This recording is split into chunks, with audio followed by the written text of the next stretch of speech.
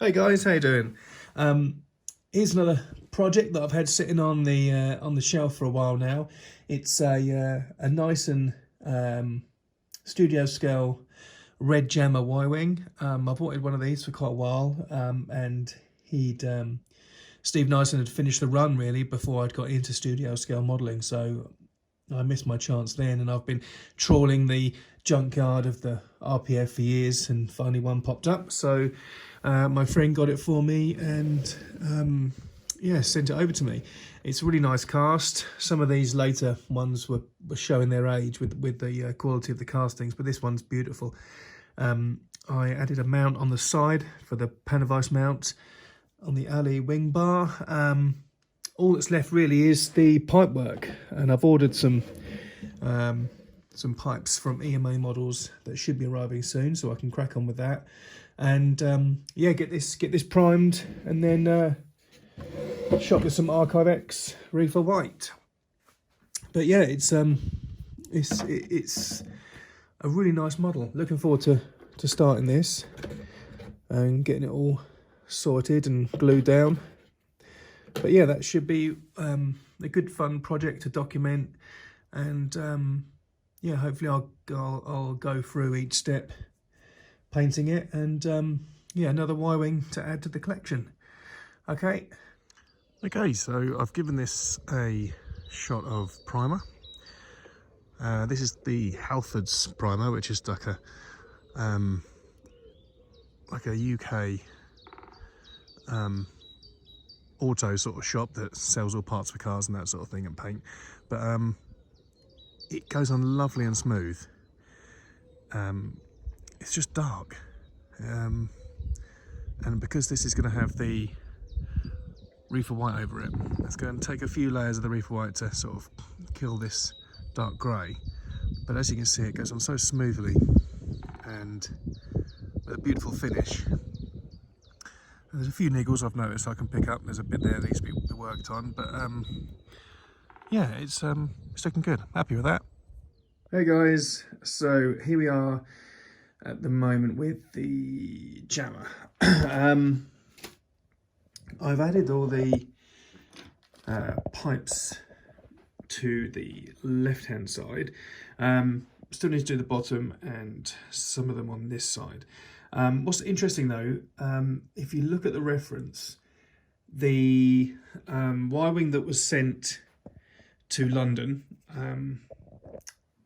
was the early rendition of the jammer, and that had the two BF 109 guns on top, and it was much cleaner and a more white representation of the jammer. And then it went back, and the other side of the engine was put on, and the T-struts were added, and then further weathering happened and further pipe work. And I didn't realise this until I was doing the pipe work. This this part, these I think that come down here, they were added after it went back in for the sort of sloppy weathering that was applied to the right hand side engine, and the what I actually quite like, the misting and more grimy look to the front of the cockpit.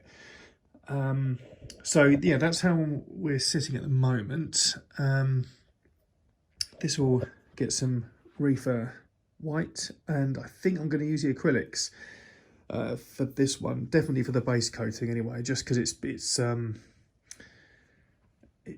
just I mean, Lee's done videos on this, and it's just, this room I'm in at the moment gets covered in overspray. All the models, literally just, you could wipe your finger across them and there's paint dust all over them.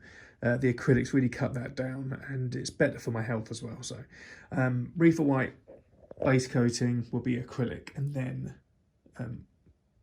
furthermore the red on the cockpit and all that sort of thing, and the yellowish brown for the canopy, again acrylics. And then I think I'll move on to the enamels for the fine weathering and streaking and that sort of thing.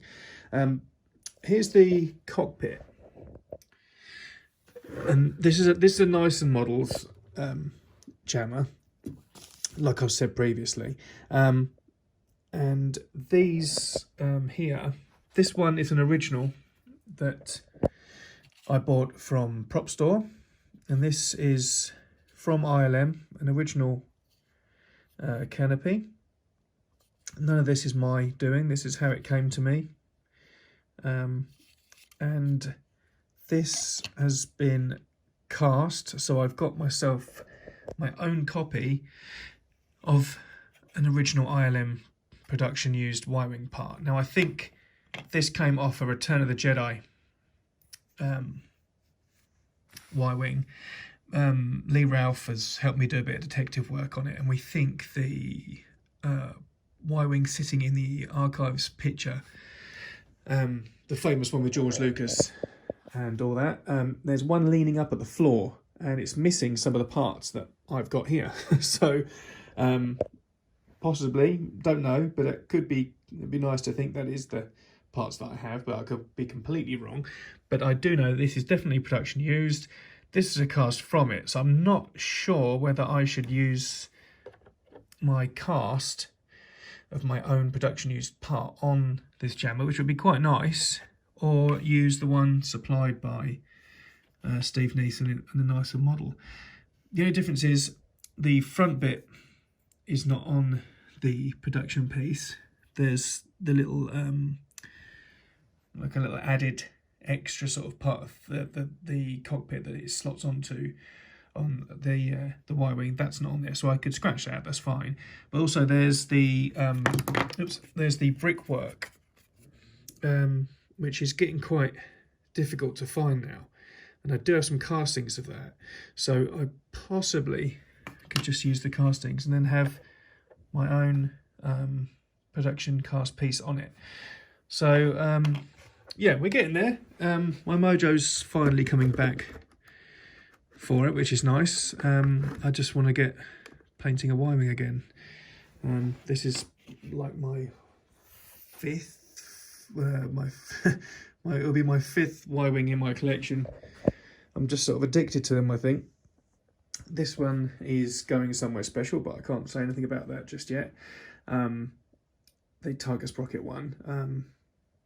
That was a Dave G file, but it was one of his early ones that he sent away and got cast. So the cockpit and all that sort of thing is in resin, and all the Greeblies are some are original, some are casts. But yeah, I'll do a full video about that one when I'm allowed to.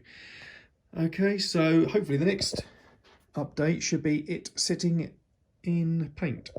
It's just worth mentioning that for the pipe work, I don't really enjoy the pipe work. I find that quite tedious, and the bending and that sort of thing, trying to get it accurate is, I find that quite difficult. But I used, from Evergreen, there's just the item number 224. That's okay for the straights. And again, the Plastruck 90861. That's okay for the straight stuff, and you can manipulate it somewhat by sort of heating up and just bending it with your fingers, but it will pinch and kink, which you don't want. Now, John Stewart, also known as JT, has put me onto this, and it's soft sort of wire that you can get from Amazon.